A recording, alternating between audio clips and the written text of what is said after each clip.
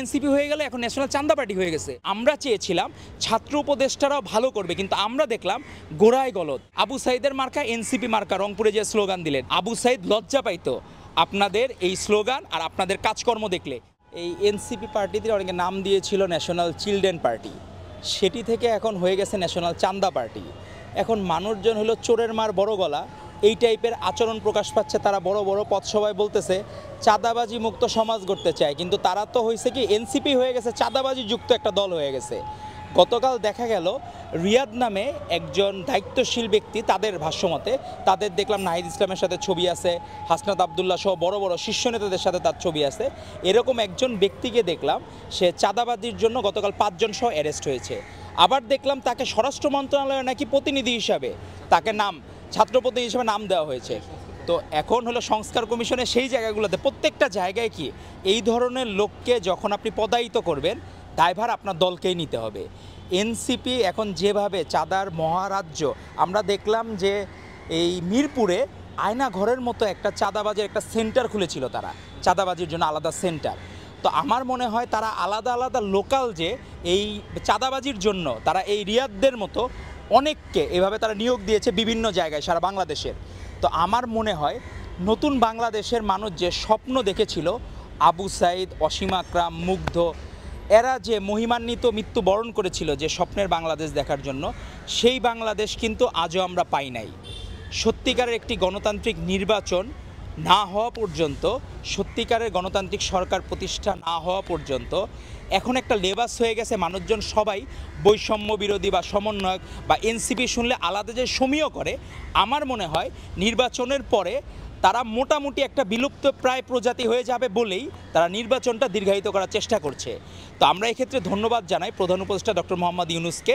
উনি বলেছেন 4-5 দিনের মধ্যেই সুস্পষ্ট তারিখ ঘোষণা করবেন, এজন্য আমরা তাকে ধন্যবাদ জানাই। কিন্তু পাশাপাশি আমরা বলবো, আপনি যদি আইন শৃঙ্খলা বাহিনীকে কঠোর হস্তে দমন না করতে পারেন, আপনি যদি কঠোর শাসক না হতে পারেন, তাহলে কিন্তু আপনার সকল অর্জন এবং সকল কিন্তু শহীদদের বলিদান কিন্তু বিলীন হয়ে যাবে, নস্যাৎ হয়ে যাবে।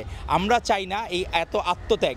আজকের দিনেও আমরা আজকে যে জায়গায় দাঁড়িয়ে আছি, গত বছর এই দিনে অনেকে অনেক মহিমান্বিত মৃত্যুবরণের জন্য প্রস্তুত ছিলেন এবং বরণ করেছেন।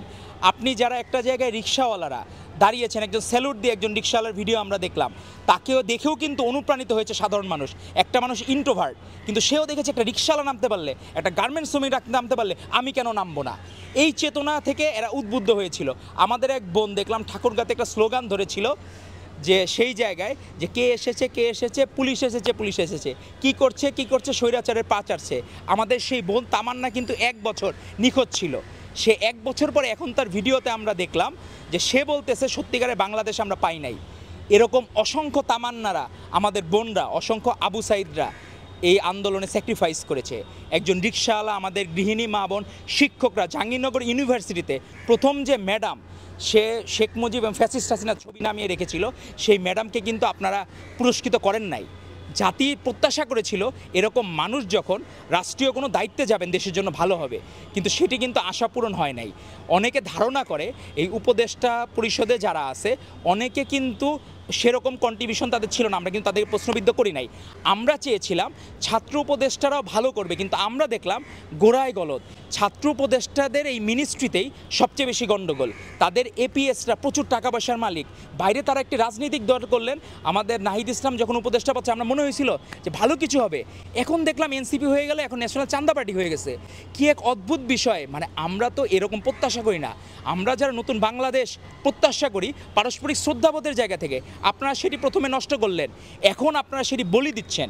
আপনারা স্লোগান দিলেন কি আবু সাইদের মার্কা এনসিপি মার্কা, রংপুরে যে স্লোগান দিলেন, কিন্তু সেই স্লোগানে আপনারা মর্ম কই রাখলেন? আপনারা আবু সাইদ লজ্জা পাইতো আপনাদের এই স্লোগান আর আপনাদের কাজকর্ম দেখলে।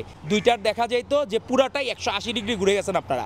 আপনাদের সেই সমীহের জায়গা, সম্মানের জায়গা, পারস্পরিক শ্রদ্ধাবোধের জায়গা যাতে নষ্ট না হয়, আমরা যে এক সূত্রে গাঁথা ছিলাম মুক্তার মালার মতো, আমাদের যাতে সুন্দর সমৃদ্ধ বাংলাদেশ একসাথে যাতে আমরা করতে পারি, তো সেরকম একটি বাংলাদেশের আমরা প্রত্যাশা করি। আর আপনাদের কর্মী বাহিনী এবং নেতাদেরকে, আপনাদের মানুষই কয়জন, আপনারা এদেরকেই কন্ট্রোল করতে পারেন না। আপনাদের জন্য মাঝে মাঝে আফসোস হয়। তো আপনাদের জন্য শুভকামনা থাকবে। ধন্যবাদ আপনাদেরকে।